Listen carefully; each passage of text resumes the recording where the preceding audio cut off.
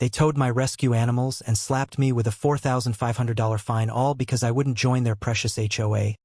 But they never expected a small farmer like me to expose their entire corrupt operation.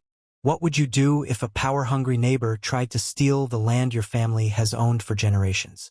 Comment below where you're watching from. I sprinted across my muddy yard in pajamas when I heard Biscuit, my miniature pony, making scared noises. A huge tow truck with county enforcement, painted on the side, was backing up to my barn at 7 a.m. Who shows up at someone's farm this early? Hey, stop right there. What do you think you're doing? I yelled, nearly slipping as I rushed toward them. 3 people in matching navy polos turned around. The woman in front had perfect hair even though it was windy and carried a clipboard like it was a weapon. "You must be Sarah Harper," she said, looking at my chicken print pajama pants like they were garbage. "I'm Judith Mercer, president of Willow Creek Estates Homeowners Association. You've ignored our notices for 3 months now." I blinked in confusion. What notices? And what Homeowners Association? I don't belong to any HOA. My family has owned this farm for over 40 years. Judith's fake smile didn't reach her eyes. The county rezoned this entire area last quarter. Your property is now officially part of our community, which means you must follow our rules. She handed me a thick envelope. This is your final warning regarding unauthorized livestock. My stomach dropped as I opened it. Inside was a bill for $2,300 in back dues, and a notice that all farm animals must be removed immediately. This is ridiculous. You can't just decide my farm belongs to your fancy neighborhood. I was here first. I clutched the papers, noticing my hands were shaking. Actually, we can. A tall man in an expensive suit stepped forward from behind the tow truck. I'm Tyler Mercer, Willow Creek Development, LLC. The county commissioners approved our petition to incorporate all properties within these boundaries. He unfolded a map showing my 5 acres completely surrounded by their new development. I realized my farm was now an island in a sea of cookie-cutter houses that had sprung up over the last year. Houses that wanted nothing to do with the sight or smell of actual farm animals. "Look, Ms. Harper," Judith said, checking her diamond-crusted watch. "We've given you ample time to comply. Your grandfather clause expired when district lines were redrawn. Today we're authorized to remove all non-compliant animals." 2 men in work uniforms approached my barn where my 6 rescue chickens, 3 goats, and 2 miniature ponies had lived peacefully for years. My dog Rusty started barking wildly, sensing something was wrong. "You can't take my animals. That's stealing." I blocked the barn door with my body. "It's not stealing. It's enforcement." Judith handed me an official-looking document with a county seal. "This order authorizes removal of prohibited livestock. You can retrieve them from the county facility after paying your outstanding HOA violations." I quickly scanned the paper, panic rising in my chest. It looked real, signed by a Commissioner Phillips. How could this be happening? "I'm calling the sheriff," I said, pulling out my phone with trembling fingers. "Go ahead," Tyler smirked. "The sheriff's department is aware of today's enforcement action." 20 minutes later, Sheriff Jenkins arrived. I explained the situation, expecting him to stop this madness. Instead, he looked uncomfortable. "I'm sorry, Sarah, but their paperwork appears in order. The county did rezone this area." He lowered his voice. "Nothing I can do officially right now." Couldn't believe my ears. "Tom, you've known me since high school. These animals are my life. Get proper legal advice," he whispered before walking back to his car. Meanwhile, the workers had already loaded my terrified chickens into cages. My oldest goat, Mabel, bleated in fear as they pulled her from the barn. "Stop. At least let me help so they're not scared," I begged, tears streaming down my face. Judith checked items off her clipboard, unmoved by my distress. "You have 30 days to bring your property into compliance with HOA standards. That includes removing that eyesore of a barn, painting your house an approved color, and installing proper landscaping." When they reached for Biscuit, my 17-year-old rescue pony with arthritis, I lost it. "He's too old to be moved like this," Please, he needs special care. Rules are rules, Judith replied coldly. I watched helplessly as they loaded my beloved animals into vehicles. Neighbors from the new houses gathered on their perfect lawns to stare. Not one offered to help. Before driving away, Judith handed me another paper. Your total violations come to $4,500. Pay within 2 weeks or we'll place a lien on your property. As the trucks disappeared down my driveway with my frightened animals, I noticed Tyler taking photos of my property from different angles. Something about his satisfied expression made my blood run cold. What weren't they telling me about their real plans for my family's farm? Couldn't sleep that night. My empty barn echoed with silence where animal sounds should have been. My dog Rusty kept searching the property, confused about where his friends had gone. I stayed up researching online, trying to understand how this could possibly be legal. At sunrise, I drove to the county animal facility, a cold concrete building with chain-link kennels. The smell of bleach burned my nose as I approached the front desk. I'm here about the farm animals brought in yesterday from Willow Creek, I explained to the bored-looking clerk. She typed something into her computer. Harper animals? Yes, we have them. Release fee is $4,500 plus $75 per day boarding charges. $4,500? My voice cracked. That's my entire emergency savings. Can I at least see them? The clerk pointed to a viewing area. My heart broke seeing my animals in tiny pens meant for dogs and cats. Biscuit couldn't even turn around properly in his space.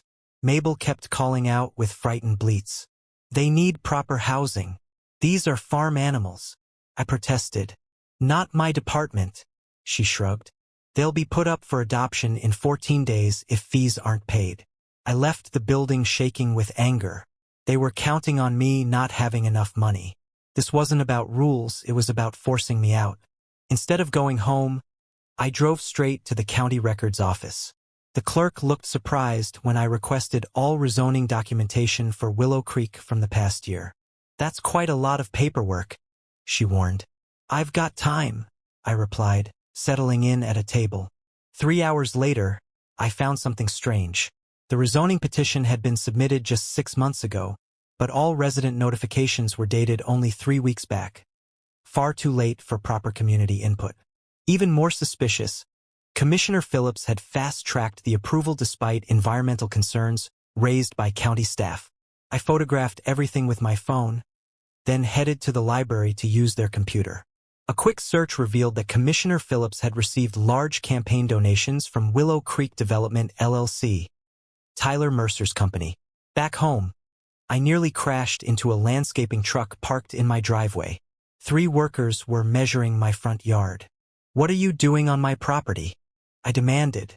A worker handed me a paper. HOA pre-approved landscaping assessment. Says here your non-compliant vegetation needs removal. I snatched the paper.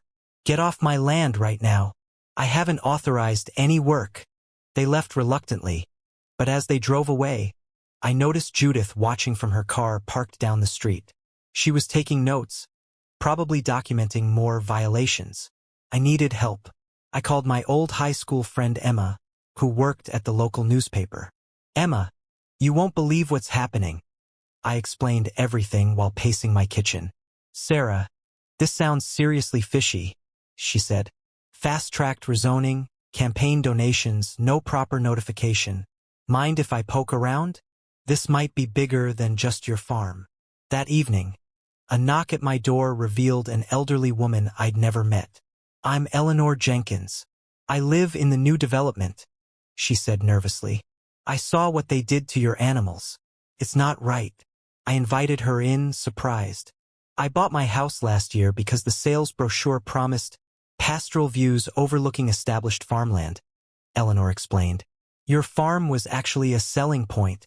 Then last month, they elected Judith as HOA president in a meeting half the residents weren't even notified about. Wait, they used my farm to sell houses, and now they want to get rid of it? I couldn't believe the nerve. There's more. Eleanor lowered her voice. They've raised our HOA fees twice already. Anyone who complains gets targeted with violation notices. And yesterday at the grocery store, I overheard Tyler Mercer talking about Phase 2 of development, luxury homes where your property sits. A cold realization washed over me. They're not just harassing me about rules. They want my land. Later that night, I spread everything out on my kitchen table, county documents, HOA notices, property maps. The pattern became clear. Tyler Mercer's company had systematically purchased all land surrounding my farm, developed it, created an HOA they controlled, and were now using that power to force me to sell. I was figuring out next steps when headlights swept across my window. A truck was pulling up outside. Peering through the curtains, I saw Tyler Mercer himself stepping out with another man I didn't recognize. They walked the perimeter of my property, pointing and discussing something while looking at papers. I grabbed my phone and quietly filmed them from different windows as they trespassed around my barn and outbuildings. When they reached my storage shed, Tyler tried the door handle. Furious, I flipped on the outdoor lights and opened the window. "This is private property. Leave immediately or I'm calling the sheriff." They jumped, clearly startled at being caught.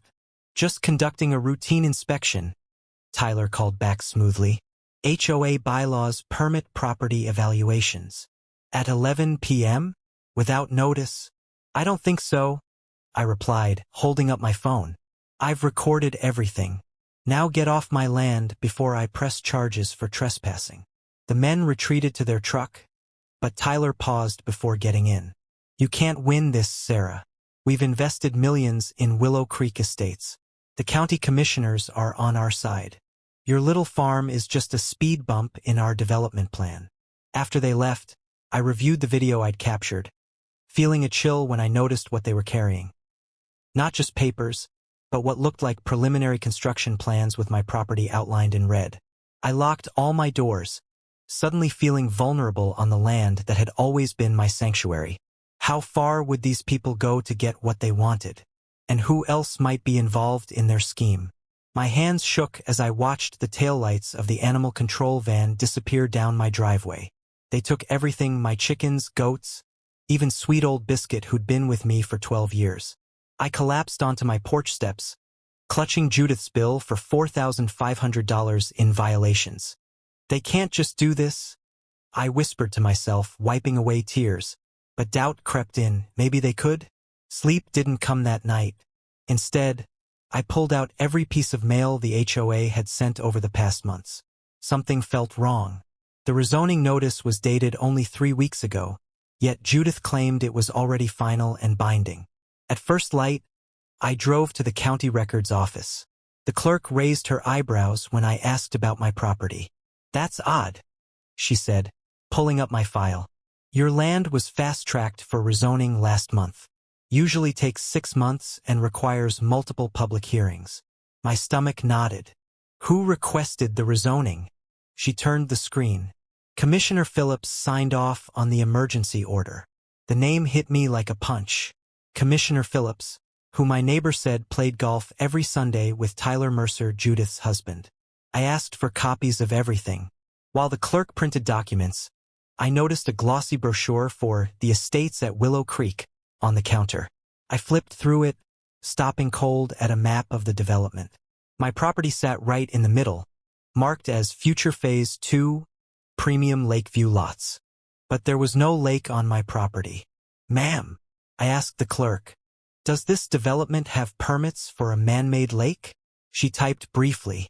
"Yes, approved last month alongside the rezoning. Construction begins in 60 days. 60 days. The exact time frame Judith had given me to meet HOA standards. I rushed home and spread everything across my kitchen table. The pieces fit together like a sick puzzle. Tyler Mercer's development company had bought all the land around me at suspiciously low prices. Their fancy houses were selling for triple what they'd paid, all advertising exclusive countryside views that faced my farm. But the real money would come from Phase 2. Once they built their artificial lake, right where my house stood, those waterfront properties would be worth millions. My hands trembled as I studied the HOA bylaws they'd sent. Page 43, in tiny print, properties failing to meet standards after 60 days of notification may be subject to community acquisition through eminent domain proceedings. They weren't trying to make me join their HOA. They were trying to force me out. The animal seizure wasn't about violations. It was about breaking me financially. I made 3 calls that night. First to the bank, where I learned my mortgage suddenly had a disputed title flag. Second to the tax assessor, discovering my property taxes had mysteriously doubled. Third to my insurance company, informing me my policy was under review due to agricultural use in a residential zone. They were attacking from every angle. I sat on my empty porch, where Rusty should have been sleeping beside me. My family had owned this land for generations. My grandfather had taught me to ride horses in the very field where Judith now wanted to build vacation homes. I nearly jumped when my phone pinged with an email notification. Interested in your story. Do you have documentation? Margot Rivera, investigative reporter. I'd almost forgotten about the tip I'd sent to the local paper. My fingers hovered over the reply button. If I fought back, what else would they take from me? But if I didn't, a car slowed on the road. Through the darkness, I recognized Judith's SUV. She wasn't driving past. She was stopping, taking photos of my property, planning her next move. That decided it. I hit reply and began typing. I have everything you need. When can we meet? My kitchen table disappeared under stacks of documents as Margot fired questions at me. Her fingers flew across her laptop keyboard, pausing only to push her glasses back up her nose. This is bigger than I thought, she said, pointing to the HOA formation papers. Look at these signatures. Half of them are from people who don't even own property in the development yet. I passed her the zoning maps. They need my land for their lake. Without it, the whole project falls apart. Margot's story hit the front page Tuesday morning. Questionable HOA tactics target historic farm. By noon, my phone wouldn't stop ringing. They fined me $800 for planting wildflowers instead of their approved grass, said Eleanor, a white-haired woman in her 70s who'd bought one of the first homes in the estates. When I fought back, my car vanished from my driveway, towed for improper parking on my own property. Eleanor wasn't alone. By sundown, my living room held 7 neighbors, all with similar stories. Judith cited me for my bird feeder being 2 inches taller than regulations allow, said Henry, a retired teacher. Then my garbage mysteriously didn't get picked up for 3 weeks. My fence was suddenly the wrong shade of brown, added Rachel, a young mother bouncing a baby on her hip. The paint had been pre-approved. When I showed the paperwork, Judith said the board had updated aesthetic standards and I'd have to repaint or pay $50 a day in fines. Most shocking was Marco, who actually served on the HOA board. I started asking questions about the budget last month, he whispered. Next thing I know, Tyler's suggesting I have conflicts of interest and should resign. We formed the Willow Creek Property Rights Alliance that night. Eleanor's grandson Jackson, a second-year law student, offered to review our documents. This is ridiculous, he said, flipping through the HOA bylaws. Half these rules would never hold up in court, and the way they formed the association violated at least 6 procedural requirements. Hope flickered to life, but one problem remained unsolved. My animals were still gone, racking up boarding fees I couldn't afford. Nights without Rusty's warm weight against my leg felt endless. The following day, I emptied my savings account and drove to the county animal facility. The clerk's eyes widened at the stack of bills I placed on the counter. All of it, I said. I'm taking them all home. Watching Biscuit's arthritic trot as they loaded him into a borrowed trailer broke something inside me. His coat had dulled after just a week away. A sympathetic farmer 20 miles away offered temporary shelter. They can stay until you sort this mess out, he said, helping unload my frightened chickens. These HOA people sound like vultures. Back home, I joined an emergency alliance meeting in Eleanor's garage. Jackson had discovered the county rezoning lacked a required environmental impact study. Water drainage from their proposed lake would affect protected wetlands downstream, he explained, spreading maps across a workbench. We can file for an emergency injunction on these grounds alone. Our spirits lifted. With 32 families now involved and legal footing to stand on, we weren't just angry homeowners anymore, we were organized. Rachel's husband, a website designer, built us a webpage documenting every HOA violation and overreach. Henry started a petition that gathered hundreds of signatures.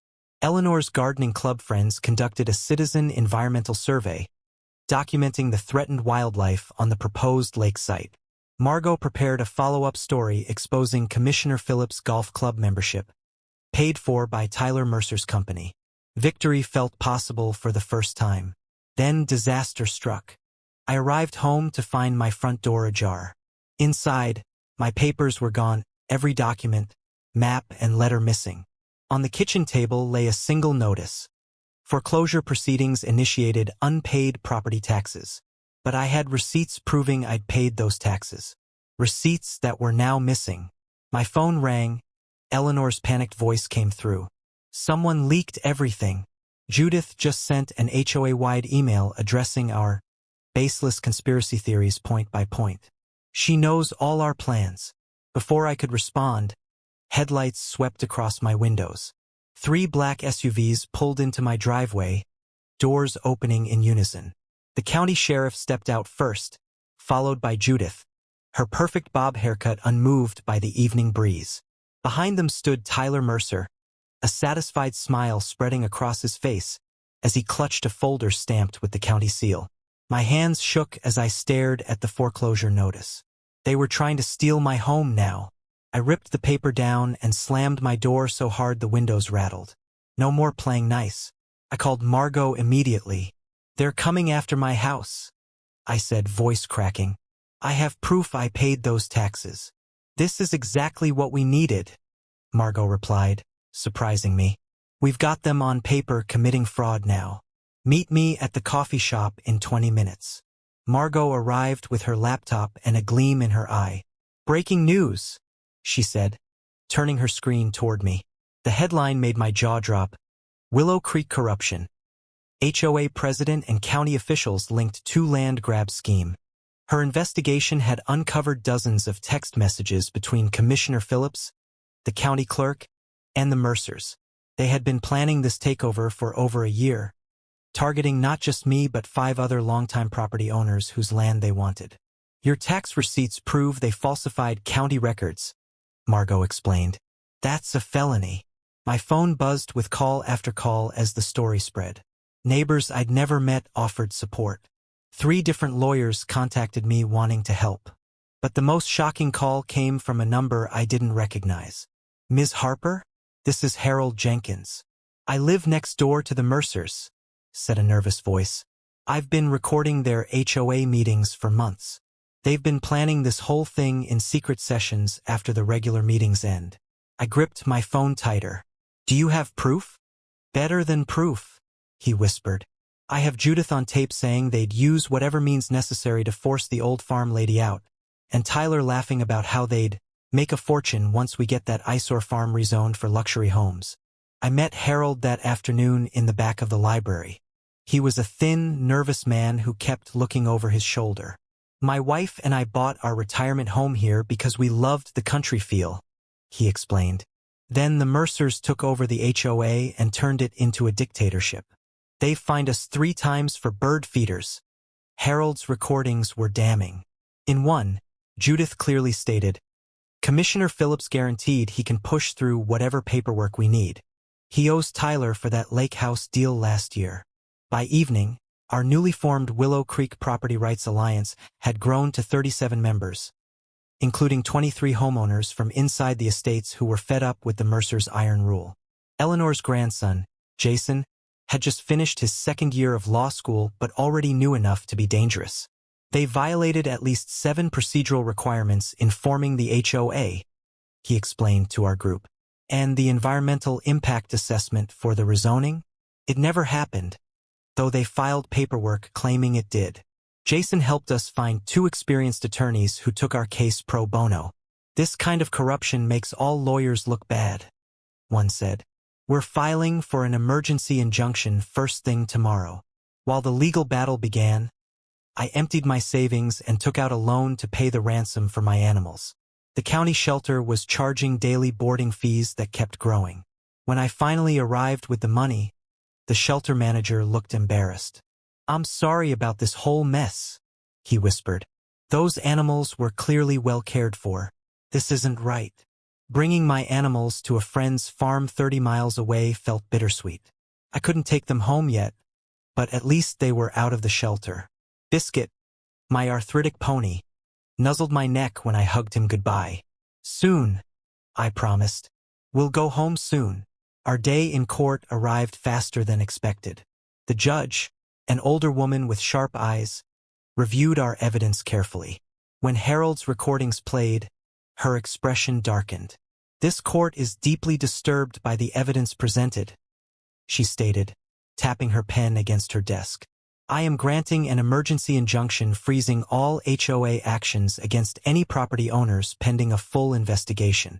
Furthermore, I am referring this matter to the district attorney's office for potential criminal charges." Judith's face turned white. Tyler stormed out of the courtroom while their lawyer frantically shuffled papers. That evening felt like the first real victory. With the injunction in place, I could finally bring my animals home. My neighbors helped clean up the property, repairing fences the HOA's tow trucks had damaged. Watching Rusty race around the pasture with the goats while the chickens settled back into their coop felt like breathing again after nearly drowning. Eleanor brought homemade bread. Harold and his wife helped rebuild the chicken coop. For the first time in weeks, I slept soundly. A loud crash jolted me awake. Orange light flickered through my bedroom window. Smoke filled my lungs as I stumbled to my feet. My barn was on fire. I screamed for my animals as flames lit up the night sky. My beautiful old barn crackled with fire, the heat pushing me back as I tried to reach the doors. I could hear Biscuit whinnying in terror inside. Neighbors appeared from nowhere, garden hoses in hand. Harold and 3 men from down the road smashed through the side door where the flames hadn't reached yet.